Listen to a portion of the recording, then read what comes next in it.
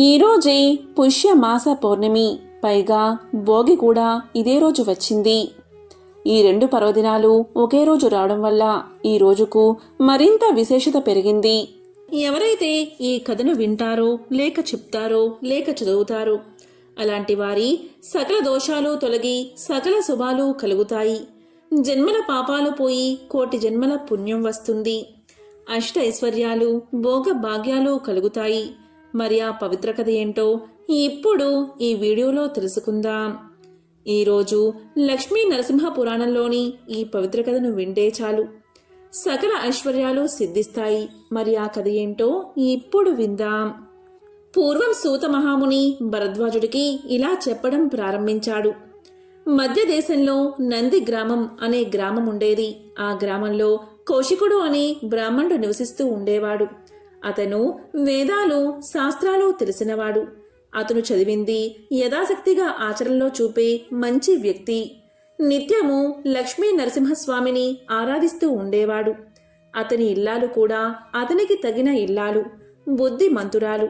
పదినే దైవంగా భావించి ఏ పనిలోనూ సోమరితనం లేకుండా పతి ఆజ్ఞకు కట్టుబడి ఇంటిని పాల సముద్రంగా చేసుకున్న గృహలక్ష్మి. ఆమె పేరు సావిత్రి. ఈ నంది గ్రామానికి కొంచెం దూరంలో ఒక చిన్న గ్రామం ఉంది. ఆ గ్రామంలో యజ్ఞశర్మ అనే బ్రాహ్మణుడు నివసిస్తూ ఉండేవాడు. అతను బాగా చదువుకోకపోయినా పురోహిత వృత్తికి తగిన చదువు కలవాడు. అతను ఆ ఇంట ఈ ఇంట పురుగు ఊళ్ళల్లో వ్రతాలు చేయిస్తూ, నోములు చేయిస్తూ వాటితో వచ్చే బియ్యాన్ని ఇంటికి తెచ్చి భార్యకి ఇస్తూ కాలం గడుపుతూ ఉంటాడు. ఒక రకంగా ఇతను చాలా పేదవాడు. ఇతని భార్య పేరు రోహిణి. ఆమె ఎంతో బుద్ధిమంతురాలు. పతికి వ్యతిరేకంగా ఏ రోజు మాట్లాడలేదు.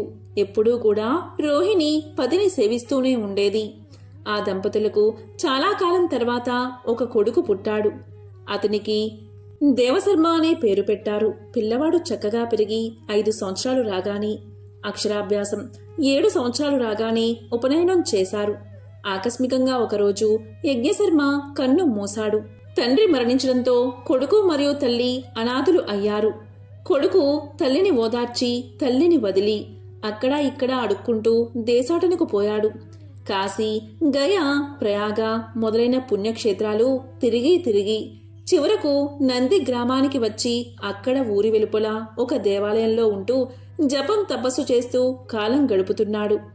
ఇలా జపం తపస్సు చేస్తూ గ్రామంలోకి వెళ్ళి ఏ ఇల్లాలో ఆదరించి పెట్టిన భిక్షాన్నం తిని ఆకలి తీర్చుకుంటూ ఆలయానికి పక్కన ఉన్న చెరువు నీటితో దప్పిక తీర్చుకుంటూ కాలక్షేపం చేస్తూ ఉండేవాడు. ఇలా ఉంటున్నాడు కానీ తల్లి గురించి ఏమాత్రం ఆలోచించడం లేదు. అస్తమానం దీక్షగా జపాలు తపాలు సాగిస్తున్నాడు. ఒకరోజు చెరువులో స్నానం చేసి ఆలయం ఆవరణలో ఉన్న చెట్టు కింద కట్టుకున్న బట్టలు ఆరవేసి జపానికి కూర్చున్నాడు దేవశర్మ. అంతలో ఆరని ఆ బట్టలపై పక్షి రెట్టలు పడ్డాయి. ఏమిటా అని పైకి చూశాడు దేవశర్మ. కొమ్మ మీద తెల్లని కొంగ, నల్లని కాకి ఉన్నాయి. దేవశర్మ కోపదృష్టికి కొంగ, కాకి అక్కడికక్కడే చచ్చి కింద పడిపోయాయి. బట్ట మీద రెట్ట వేసినందుకు చచ్చాయి అని మొదట సంతోషించాడు దేవశర్మ. కాని క్షణకాలం ఆగాక, అయ్యో, నోరు ఎరగని పక్షులు నా కోపాగ్నికి ఆహుతి అయిపోయాయి అని విచారించాడు. అప్పుడు అతను ఒక కర్ర తెచ్చి ఆ రెంటిని దూరంగా పారజిమ్మి చెరువులో కట్టు బట్టలను శుద్ధి చేసుకుని స్నానం చేసి ఆలయానికి వచ్చాడు. అప్పటికే సూర్యుడు నడినెత్తికి వచ్చేశాడు. ఇక భిక్షాటనకు గ్రామానికి వెళ్లాడు దేవశర్మ. దేవశర్మ సరాసరి కశ్యపుని ఇంటికి వెళ్లి భవతి భిక్షాందేహి అని కేకవేశాడు. అదే సమయంలో కౌశికుడు ఊరి నుంచి ఇంటికి వచ్చి లోపలికి వెళ్లాడు. కౌశికుని భార్య సావిత్రి. భిక్షకుడి కేక విన్నా కూడా పతికి సేవ చేయకుండా ఏ పని చేయని మహాపతివ్రత. అందుకే ఆమె దేవశర్మకు అడిగిన వెంటనే ఆహారం పెట్టలేదు. భర్తకు స్నానం, భోజనం వగైరా అంతా సక్రమంగా జరిపి ఆయన పడుకున్నాక ఒక విస్తరిలో ఆహార పదార్థాలు తెచ్చి తీసుకో అని పెట్టింది. అప్పుడు దేవశర్మ ఇలా పలికాడు, నేను ఎప్పుడో వచ్చి అన్నం అడిగాను.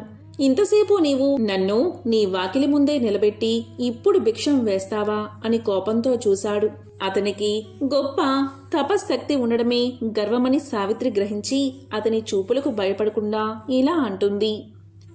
నీ కంటి చూపులకు కాలిపోవడానికి నేను కొంగనో మరి కాకినో కాదు, తీసుకో భిక్షమని అక్కడ పెట్టి వెళ్ళిపోతుంది. ఆ మాటలు విన్న దేవశర్మకు చెమటలు పడతాయి. ఎక్కడో ఊరికే చెట్టు కింద జరిగిన విషయం ఎప్పుడూ ఇంట్లో ఉండే ఈమెకు ఎలా తెలిసింది?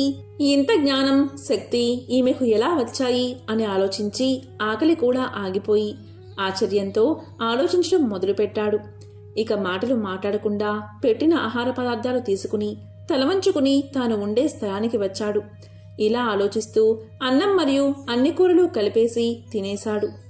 ఏమిటి ఈ విచిత్రం అని పదే పదే ఆలోచిస్తున్నాడు.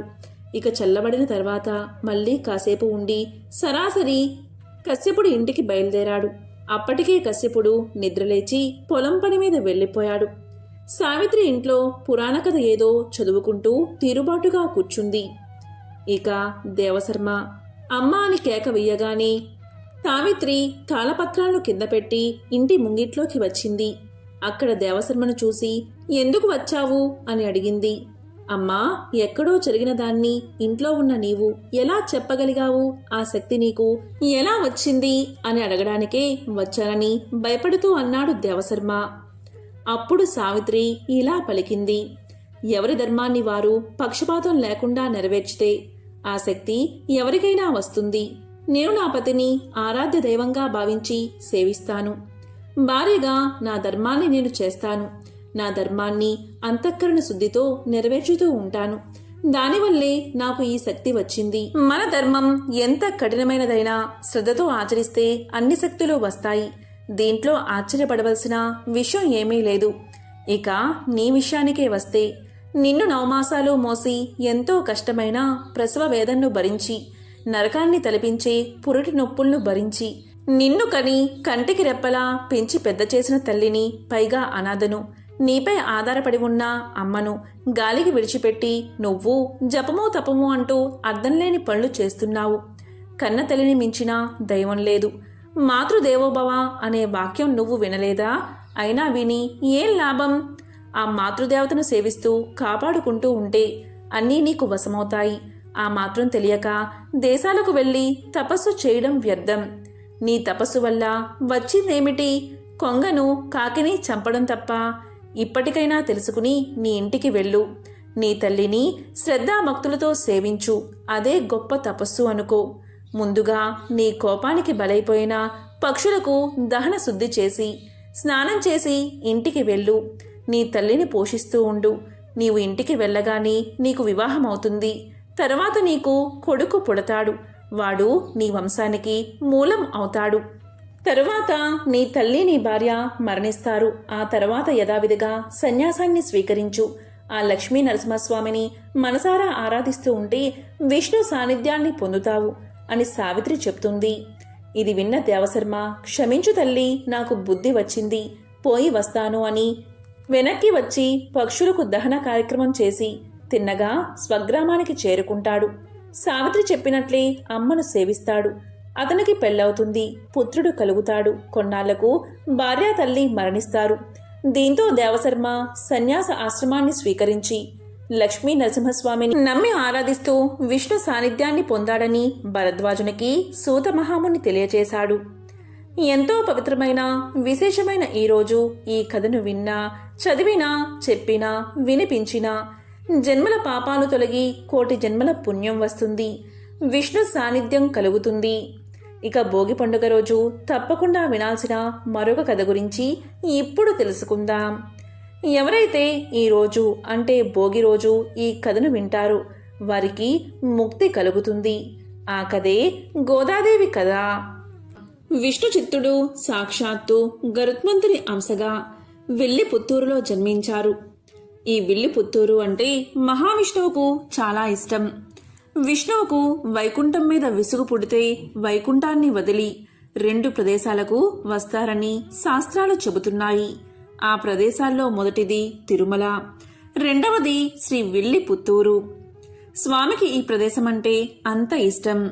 ఈ ప్రదేశంలోనే విష్ణు చిత్తులవారు పుట్టారు. బ్రాహ్మణుల ఇంట ఈయన జన్మించారు. ఈయనకు చిన్నప్పటి నుంచి అపారమైన విష్ణు భక్తి.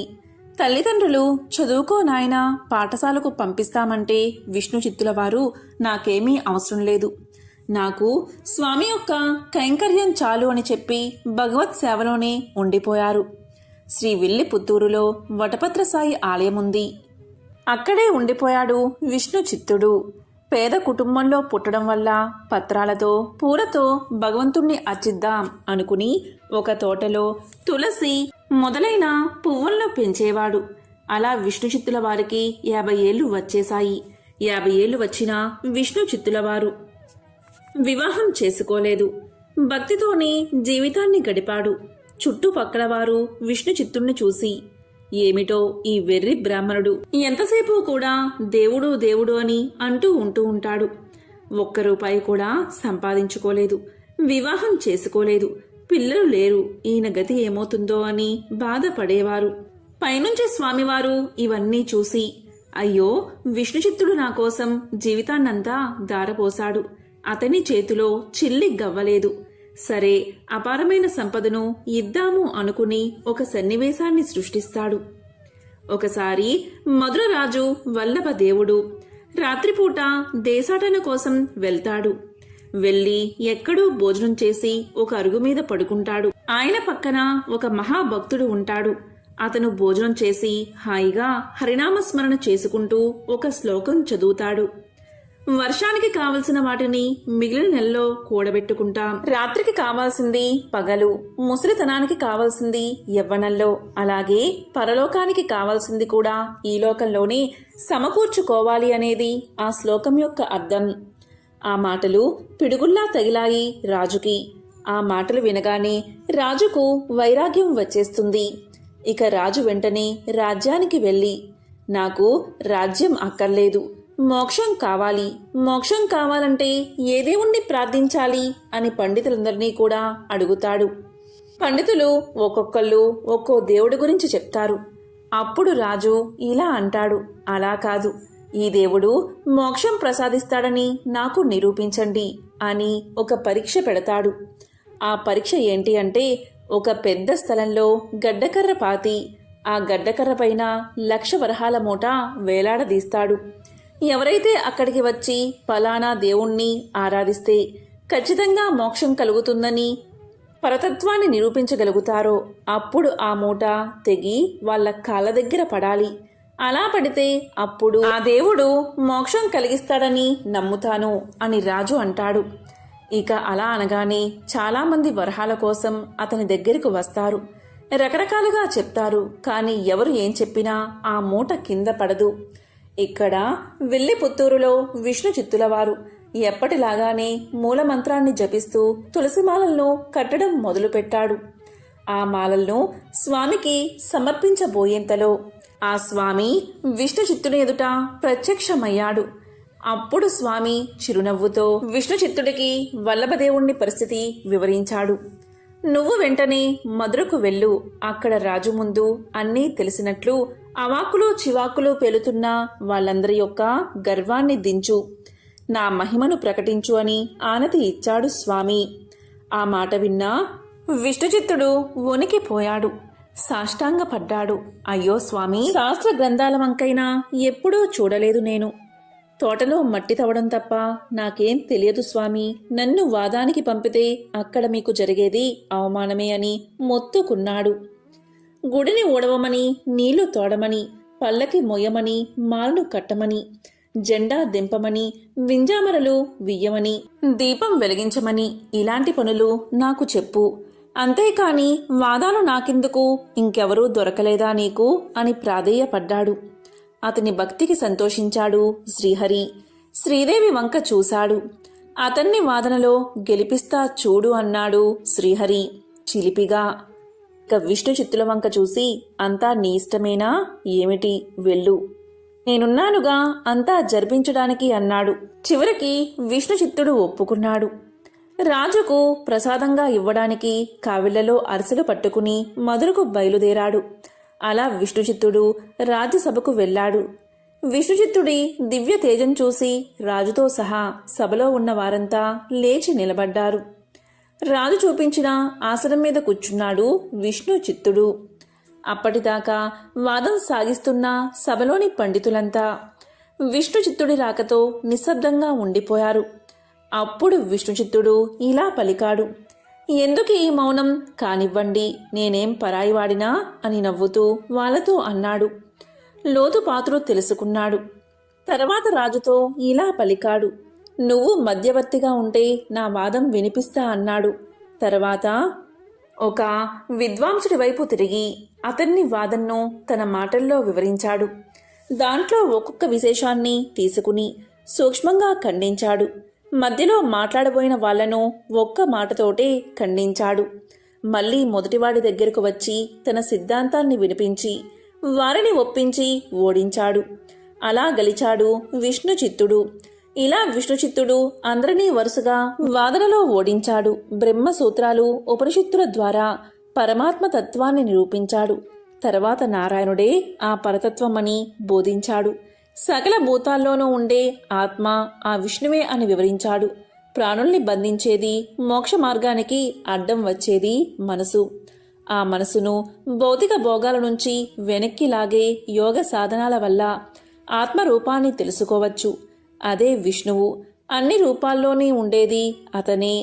అయితే అతని స్థూల రూపాన్ని ఎప్పుడూ ధ్యానించడం ద్వారా అతనిగా మారి ముక్తి పొందవచ్చు అంటూ ఒక కథ ద్వారా విషయానంతా వివరించాడు. విష్ణుచిత్తుడి విజయాన్ని దృఢపరుస్తూ సభలో కట్టి ఉన్న మూట దానంతట అదే తెగి విష్ణుచిత్తుల వారి పాదాలపై పడింది.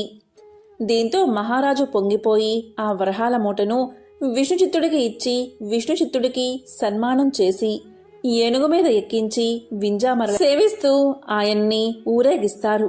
ఇంత గుర్తింపు వచ్చినా విష్ణుచిత్తులకు ఏమాత్రం గర్వం రాదు. ఇదంతా చూసిన విష్ణుమూర్తికి ఎంతో ముచ్చట వేస్తుంది. మా విష్ణుచిత్తుడికి ఇంత సన్మానం జరుగుతుంది, చూడకపోతే ఎలా? భూమి మీద ఉన్న గరుత్మంతుడికి సన్మానం జరుగుతుంటే మనం చూడాలి కదా అని చెప్పి గరుత్మంతుణ్ణి పిలిచి శ్రీదేవి భూదేవి సమేతంగా శ్రీ ఒళ్ళు పుత్తూరులోని వీధుల్లోకి విచ్చేస్తాడు. ఎంతో ఆనందంగా శ్రీ మహావిష్ణువు విష్ణు చిత్తుల వారిని పొగుడుతాడు. అప్పుడు విష్ణు చిత్తుల వారు సంతోషంతో, స్వామి, ఇది నా పరాక్రమం కాదు, నేను ఎన్నడూ చదువుకోలేదు, కానీ మీరే నాకు విద్యను ఇచ్చారు. నా మీద ప్రేమతో ఇంతమంది జనంలోకి విచ్చేశావా? ఎంత పలికినా మనోహరమైన రూపం నీది, నీకు దిష్టి తగులుతుంది, నీకు దిష్టి తగలకూడదు అని ఆశీర్వదిస్తూ మంగళ శాసనం రాశాడు. అప్పుడు విష్ణుమూర్తి ఎంతో ఆనందంగా, నువ్వే నన్ను ఆశీర్వదిస్తున్నావు, ఇక మీదట నిన్ను ఇప్పట్నుంచి అందరూ కూడా పెరి ఆల్వారు అని పిలుస్తారు. అంటే ఆల్వారులో పెద్దవాడు అని అర్థం. అలా ఆశీర్వదించి వెళ్ళిపోతాడు విష్ణువు. తరువాత విష్ణుచిత్తుడు విల్లుపుత్తూరుకి విచ్చేస్తాడు. తనకు వచ్చిన 1,00,000 రూపాయల్లో 1 రూపాయి కూడా ఉంచుకోకుండా వటపత్రసాయి ఆలయానికి విరాళంగా ఇచ్చేస్తాడు. మళ్లీ బుట్ట తీసుకుని తోటలోకి వెళ్ళిపోతాడు. అలా విష్ణుచిత్తుల వారు ధనాన్ని విరాళంగా ఇచ్చేసి తనకు వచ్చిన పేరు ప్రతిష్టలను పట్టించుకోకుండా స్వామివారు తనకు ఇచ్చిన విద్యతో తిరుమలి రాశాడు. ఇదంతా చూసిన విష్ణుమూర్తి ఇలా అనుకున్నాడు, ఎంత వెర్రివాడు ఈ విష్ణుచిత్తుడు, డబ్బు ఇస్తే నా ఆలయానికి ఇచ్చేశాడు, పేరు ప్రతిష్టలు ఇచ్చినా పట్టించుకోవడం లేదు. ధనం విద్యను ఇచ్చాను, ఆ ధనాన్ని విద్యను కూడా నాకోసమే ఖర్చు పెడుతూ ఉన్నాడు. పెళ్లి లేదు, పిల్లలు లేరు, తన జీవితానంతటినీ నాకోసమే ఖర్చు పెడుతున్నాడు. ఈ విష్ణుచిత్తుడి కోసం నేనేం చేయగలను అని ఆలోచించి నన్ను నేనే విష్ణుచిత్తుడికి సమర్పించుకుంటాను అని భూదేవి వైపు చూశాడు. అప్పుడు భూదేవికి విషయం అర్థమైంది. స్వామి ఏ తులసి మొక్కల్లో అయితే తన జీవితానంతా సమర్పించుకున్నాడో ఆ తులసి మొక్కల నుంచి ఇవ్వబోతున్నాను, ఇక నేనే భూమి మీదకు వెళ్తాను అని భూదేవి భూమి మీదకి దిగివస్తుంది. ఒకసారి విష్ణుచిత్తులు తోటలో పాదులు తీస్తూ ఉండగా ఒక పాప కనిపిస్తుంది. ఆవిడే భూదేవి అంశతో జన్మించిన ఆండాల్ దేవి. ఆమెను సాక్షాత్తు భగవంతుడి ప్రసాదంగా భావించి సంక్రాంతికి ముందు రోజే భోగి, అందుకే ప్రతి వైష్ణవ ఆలయంలో భోగినాడు గోదాదేవికి విష్ణుమూర్తితో కళ్యాణం జరుపుతూ ఉంటారు. మనిషిగా పుట్టి భగవంతుడిలో ఐక్యం అవ్వడం సాధ్యమా అన్న ప్రశ్నకు సమాధానం చెప్పింది గోదాదేవి. మానవ కాంతగా జన్మించి శ్రీరంగనాథుణ్ణి ప్రేమించి పూజించి ఆయనలో ఐక్యమైనది. అటువంటి దివ్య ధనుర్మాసం ఈరోజే ప్రారంభమైనది. 12 మంది ఆల్వార్లలో శ్రీ ఆండాల్ గోదాదేవి కూడా ఒకరు. ఆమెను నాచియార్ అని కూడా పిలుస్తారు. రంగనాథుణ్ణి స్తుతిస్తూ ఆండాల్ రచించిన 30 పాసురాలను కలిపి తిరుప్పావై అంటారు. ఆల్వార్ దివ్య ప్రబంధంలో తిరుప్పావై ఒక భాగం. శ్రీ మహావిష్ణువు ఆజ్ఞ మేరకు సాక్షాత్తు శ్రీ మహాలక్ష్మి భూలోకంలో గోదాదేవిగా అవతరించింది. శ్రీ విల్లిపుత్తూరులో విష్ణు చిత్తుడు అని గొప్ప భక్తుడు ఉండేవాడు. ఈ ఊరిలోనే శ్రీకృష్ణుడు మర్యాకు మీద తేలియాడుతూ వటపత్ర సాయి లోకాన్ని రక్షించాడని ఒక నమ్మకం. అందుకే ఇక్కడి ఆలయంలోని ప్రధాన దైవం ఆ చిన్ని కృష్ణుడే. నిత్యము కూడా ఆ కృష్ణుడికి పూలమాళ్ళు అర్పిస్తూ తన జీవితాన్ని ధన్యం చేసుకునేవాడు విష్ణు చిత్తుడు. విష్ణు చిత్తుడి అసలు పేరు భట్టనాథుడు. నిరంతరం ఆయన చిత్తం విష్ణుమూర్తి మీదే ఉండేది కాబట్టి విష్ణు చిత్తుడు అని ఆయన్ని పిలిచేవారు. విష్ణు చిత్తుడు సాక్షాత్తు శ్రీ మహావిష్ణువును దర్శించి ఆయనకు మంగళాసనాలు అర్పించినట్లు ఒక కథ ప్రచారంలో ఉంది. అందుకే ఆయనను విష్ణు భక్తులైన ఆల్వారులలో ఒకరిగా ఎంచి ఆయనకు పెరియాల్వారు అన్న గౌరవాన్ని అందించారు. పెరియాల్వారు ఒకరోజు తులసి మొక్కల కోసం పాదులు తీస్తూ ఉండగా ఒక చిన్నారి కనిపించింది. ఆమెను సాక్షాత్తు ఆ భగవంతుడి ప్రసాదంగా భావించి పెంచుకున్నాడు విష్ణు చిత్తుడు. తండ్రి పెంపకంలో ఆమె అత్యంతమైన కృష్ణ భక్తితో పెరిగింది. విష్ణు చిత్తులవారు ప్రతిరోజు తులసిమాలను తయారు చేసి ఒక బుట్టలో ఉంచి తిరిగి తన కార్యక్రమాలు పూర్తి చేసుకుని ఆ మాలను దేవాలయానికి తీసుకువెళ్లి వటపత్ర సాయికి సమర్పించేవాడు. తండ్రిగారికి తెలియకుండా ఆమె రోజు ఆ మాలను ధరించి తాను భగవంతుణ్ణి వివాహం చేసుకోవడానికి సరిపోవునా అని అద్దంలో చూసుకుని మురిసిపోయేది. కొద్ది రోజులకు తండ్రిగారికి ఆ మాలలో ఒక వెంట్రుక కనిపించగా గోద ఆ మాలను ధరించిందని గమనించి ఆమెను కోపగించుకుని తనచే ఇన్ని రోజులు తప్పు జరిగిందని భావించి ఆ మాలను భగవంతుడికి సమర్పించలేదు. ఆశ్చర్యంగా ఆ రోజు విష్ణు చిత్తులవారి స్వప్నంలో స్వామి కనిపించి ఈరోజు తులసిమాలని ఎందుకు సమర్పించలేదు అని అడుగుతారు. దీంతో విష్ణు చిత్తులవారు తనకు తెలియకుండా అపచారం జరిగిపోయిందని బాధపడతాడు. అప్పుడు స్వామి ఇలా తెలుపుతాడు, విష్ణు చిత్త శ్రద్ధగా విను. గోదాదేవి సాక్షాత్తు ఆ భూదేవి అవతారమే. ఆమె స్పృశించిన మాలలను ధరించడం వల్ల నాకు అపచారం కాదు, ఆనందం కలుగుతుందని తెలియచేశాడు. దీంతో గోదాదేవికి కృష్ణుడిపై ప్రేమ మరింత పెరిగింది. తనకు పెళ్లైనట్లు భావించి ఒకప్పుడు గోపికలు చేసిన కాత్యాయని వ్రతాన్ని మొదలుపెట్టింది. అలా తాను వ్రతాన్ని ప్రారంభించడమే కాదు, తన చెలికత్తెల్ని కూడా తనతో కలిసి వచ్చేందుకు సిద్ధం చేసింది. తన చెలులను మేలు కొలిపేందుకు, వారికి వ్రత విధానాలు తెలిపేందుకు, తనలోని కృష్ణభక్తిని వెల్లడించేందుకు రోజుకో పాసురం చొప్పున 30 పాసురాలు పాడింది గోదా. అవే ధనుర్మాసంలో ప్రతి వైష్ణవ భక్తుడి ఇంట్లోనూ వినిపించే తిరుప్పావై. ఎట్టకేలకు గోదాదేవి ప్రేమకు ఆ కృష్ణుడు లొంగక తప్పలేదు. తానే స్వయంగా విష్ణు చిత్తునికి కనిపించి తానుండే శ్రీరంగానికి గోదాదేవిని తీసుకురమ్మని అక్కడ రంగనాథుడిగా వెలిసిన తాను గోదాదేవిని వివాహం చేసుకుంటానని తెలియచేశాడు. శ్రీరంగంలోని ఆలయ అర్చకులకు విషయాన్ని తెలియచేశాడు. కృష్ణుడి ఆదేశాలు విన్న విష్ణు చిత్తుని సంతోషానికి అవధుల్లేవు. వెంటనే గోదాదేవిని విల్లిపుత్తూరులోని ప్రజలను తీసుకుని శ్రీరంగానికి బయలుదేరాడు. పెళ్లి కూతురిగా అంతర ఆలయంలోకి ప్రవేశించిన గోదాదేవి అందరూ చూస్తూ ఉండగానే ఆ రంగనాథుడిలో ఐక్యమైపోయింది. నిష్కల్మష హృదయంతో తన హృదయాన్ని రంగనాథుడికి అర్పించుకుంది గోదాదేవి. వివిధ క్షేత్రాలను దర్శించినప్పుడు అక్కడ కొలువై ఉన్న ఆయా దైవాల మహిమ గురించి మనం విన్నప్పుడు ఆశ్చర్యం కలుగుతూ ఉంటుంది. దైవం పట్ల విశ్వాసం గలవాళ్ళు ఆ సంఘటనలు నిజంగానే జరిగి ఉంటాయి అని భావించి అనుభూతిని పొందుతారు. తమ ఊళ్ళల్లో ఆవిర్భవించిన దైవం పట్ల, ఆ దైవం చూపిన మహిమల పట్ల వాళ్ళు పూర్తి విశ్వాసాన్ని ప్రకటిస్తూ ఉంటారు. అదే గోదా రంగనాథస్వామి దేవాలయం, ఎదులాబాద్, రంగారెడ్డి జిల్లా. ఈ గ్రామంలోని ఆలయంలో శ్రీ గోదా సమేత రంగనాయకస్వామి ఆలయం దర్శనమిస్తూ ఉంటుంది. ఇక్కడికి అమ్మవారు ఈ ప్రాంతానికి చెందిన దేశికాచార్యులు అనే ఒక భక్తుడితో కలిసి విల్లు పుత్తూరు నుంచి వచ్చినట్లుగా స్థల పురాణం చెప్తుంది. అమ్మవారి ఆదేశం మేరకు ఆయనే ఈ ఆలయాన్ని నిర్మించారట. ఈ ఆలయం గురించి ఒక కథ ప్రచారంలో ఉంది. ఒకసారి ఈ ఆలయ ప్రాంగణంలో దేశికాచార్యుల వారు కూర్చుని పారాయణం చేస్తూ ఉన్నారు. ఆ పక్కనే 12 సంవత్సరాల వయసు గల 8 మంది ఆడపిల్లలు ఆడుకుంటూ ఉన్నారట. ఆ సమయంలో మట్టి గాజులు అమ్మే వ్యక్తి అటుగా రావడంతో అరుగు మీద కూర్చుని పారాయణం చేసుకుంటున్న దేశికాచార్యుల దగ్గరకు ఆ ఆడపిల్లలు పరిగెత్తుకుంటూ వెళ్లి తమకు గాజులు వేయించమని అడిగారట. ఆ పిల్లల ముచ్చట తీర్చడం కోసం ఆ గాజుల అబ్బాయిని పిలిచి వాళ్ళందరికీ కూడా గాజులు తొడిగి తన దగ్గరికి డబ్బుల కోసం రమ్మని చెప్పాడు దేశికాచార్యులు. కాసేపటికి ఆ పిల్లలకు గాజులు వేసి తిరిగి వచ్చిన గాజుల అబ్బాయి మొత్తం 9 మంది ఆడపిల్లలకు గాజులు వేసినట్లుగా చెప్పాడు. కానీ అక్కడ 8 మంది పిల్లలు ఉండడంతో దేశికాచార్యులు ఆలోచనలో పడ్డాడు.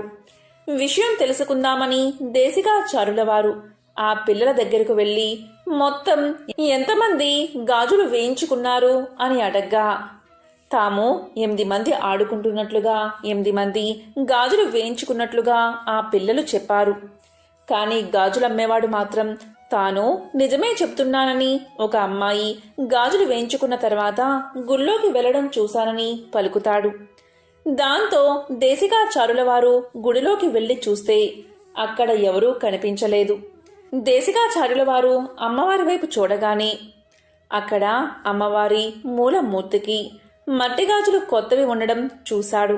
అమ్మవారి చేతికి ఉన్న గాజుల అబ్బాయి దగ్గర దొరికే గాజులు సరి పోల్చగా అమ్మవారి చేతికి ఉన్నవి అవే గాజులు అని తెలిసింది. అప్పుడు దేశికాచార్యుల వారు గాజులు అమ్మే అబ్బాయితో స్వయంగా అమ్మవారు వచ్చి నీతో గాజులు వేయించుకున్నారు, ఎంత అదృష్టవంతుడివి అని చెప్పాడు. ఆ విషయం తెలుసుకున్న గాజుల అబ్బాయి సంతోషంతో పొంగిపోయాడు. సాక్షాత్తు అమ్మవారి చేతికి గాజులు తొడిగే అవకాశం తనకు లభించడం ఏమిటి అని పొంగిపోయాడు. ఈ విషయం ఊళ్ళో అందరికీ తెలిసిపోయింది.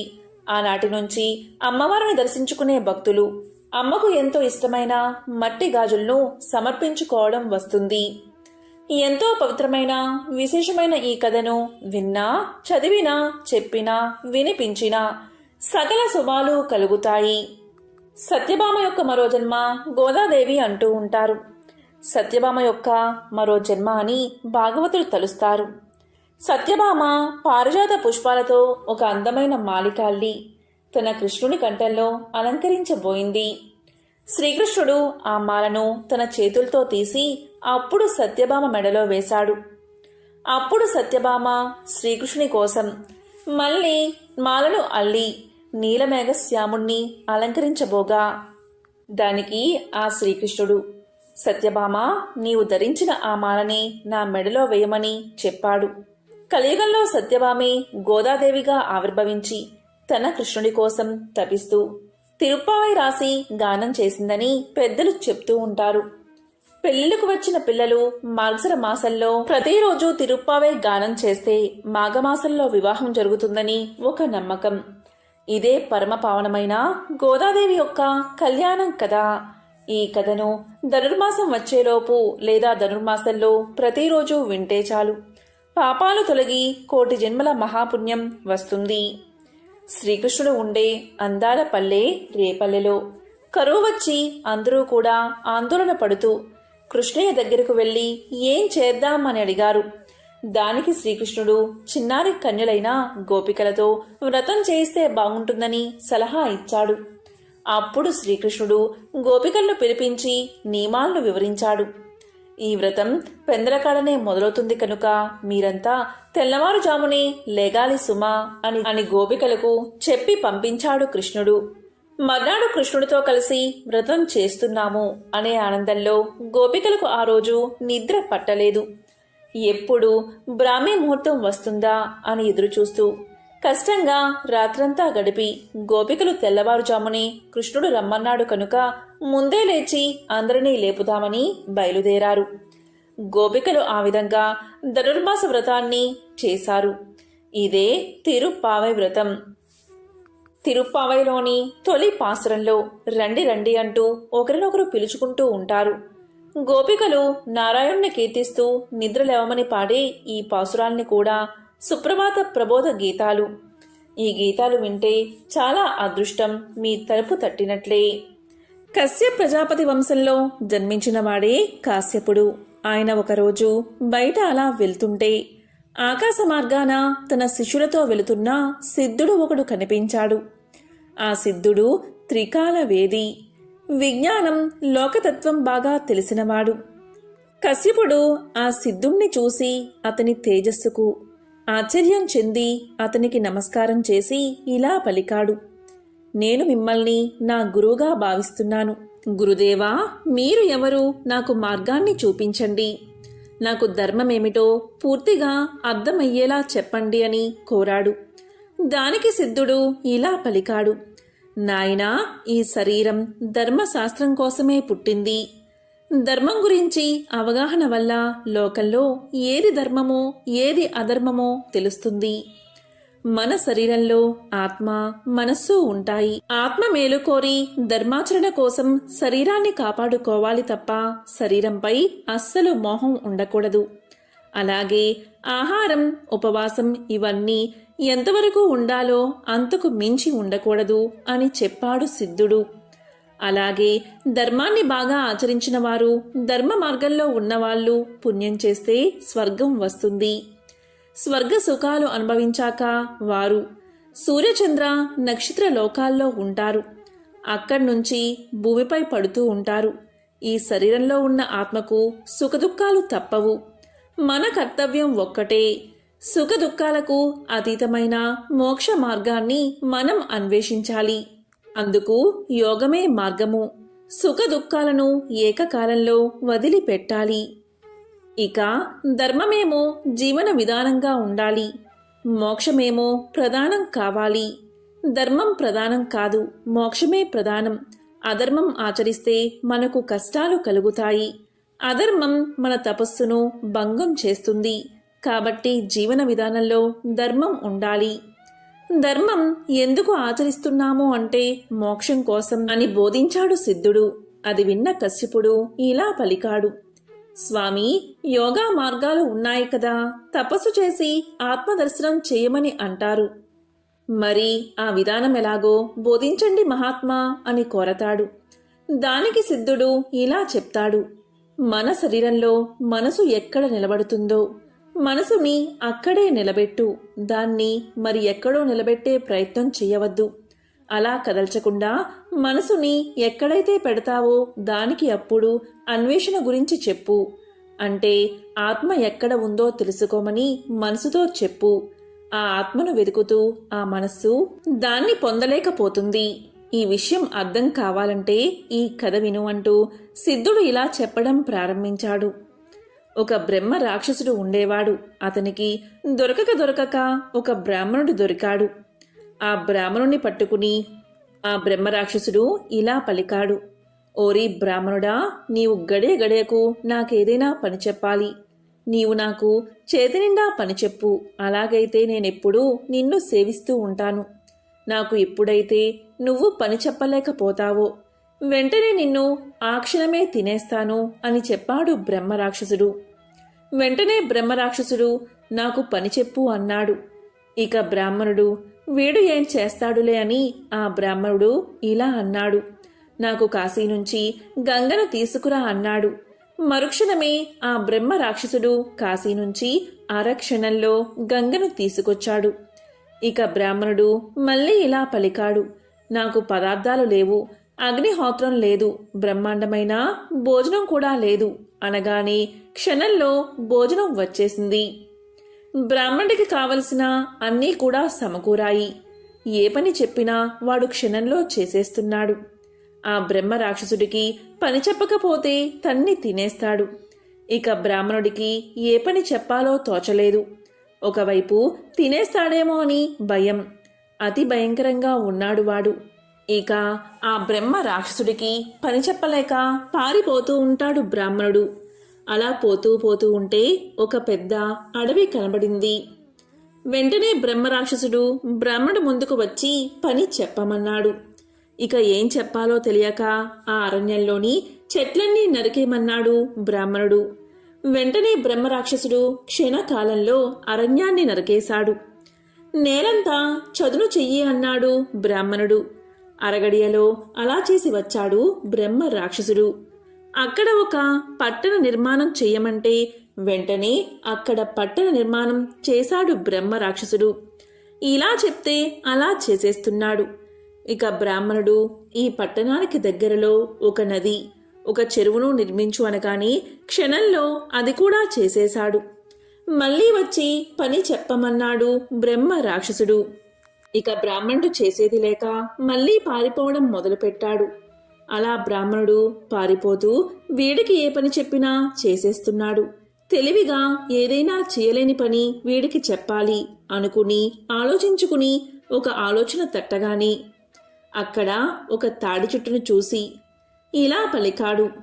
ఓ రాక్షసుడా, ఈ తాడి చెట్టును చూసావు కదా, ఎంత పొడవుగా ఉందో.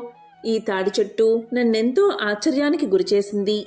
కాబట్టి నువ్వు ఈ చెట్టు కింద నుంచి పైకి, పైనుంచి కిందకు దిగుతూ ఉండు.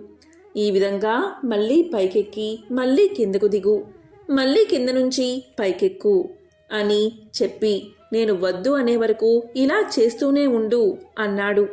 ఇది తప్ప నువ్వేం పని చెయ్యకు అన్నాడు. బ్రహ్మరాక్షసుడు వెంటనే బ్రాహ్మణుడు చెప్పిన విధంగా చెట్టు పైనుంచి కిందకి, కింద నుంచి పైకి ఎక్కుతూ ఉన్నాడు. ఇలా కొంతసేపు గడిచిన తర్వాత, బాబోయ్ నన్ను రక్షించు, ఈ తాటి చెట్టు నుంచి నన్ను వదిలిపెట్టు. ఇక నువ్వు స్మరిస్తేనే వస్తాను, నిన్ను చంపను, నీ జోలికి రాను అని వెళ్ళిపోయాడు. కాబట్టి అపరిమితమైన వారికి అంతులేని పని చెప్పాలి. అలాగే మనస్సు కూడా ఏ పని చెప్పినా అది చిటికెలో చేసేస్తుంది. ఆ బ్రహ్మ రాక్షసుడు లాంటిదే మనసు కూడా. దానికి సాధ్యం కానిది అనేది ఒకటి అప్పగిస్తే అంతలోనే అది నశిస్తుంది.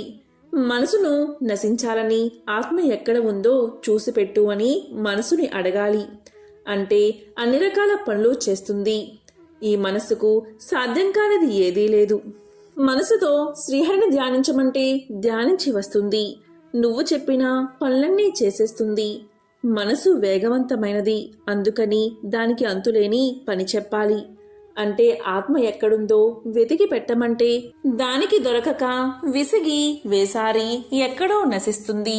ఈ విధంగా మనసును నిగ్రహించిన తర్వాత ఇక యోగికి దాని పీడ తొలగిపోతుంది. ఈ మనసు అనేది అతన్ని బాధించకుండా వదిలేసింది కాబట్టి అప్పుడు అతను యోగంలోకి వెళ్ళగలుగుతాడు. మనసు నశించిన తర్వాత యోగి ఆత్మ ద్వారా బ్రహ్మ దర్శనం కోసం వెళ్తాడు. దాంట్లో వెలుగుతున్న తేజస్సులో తాను, తన లోకము, తన బంధువులు, తన ప్రపంచము, ఇంద్రియాలు, తన పూర్వపరాలు, జరిగిన విషయాలు, జరగబోయే విషయాలు అన్నీ కూడా ఆ తేజస్సులో కనబడతాయి. అది కామ క్రోధ లోభాలకు అతీతంగా ఉంటుంది.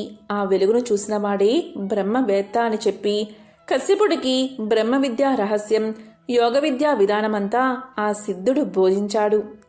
ఎంతో పవిత్రమైన విశేషమైన ఈ కథను ఈరోజు విన్నా, చదివినా, చెప్పినా జన్మల పాపాలు తొలగి కోటి జన్మల పుణ్యం వస్తుంది. సకల శుభాలు కలుగుతాయి. ఓం నమో నారాయణాయ. ఓం శ్రీ మాత్రే నమః. ఓం నమః శివాయ.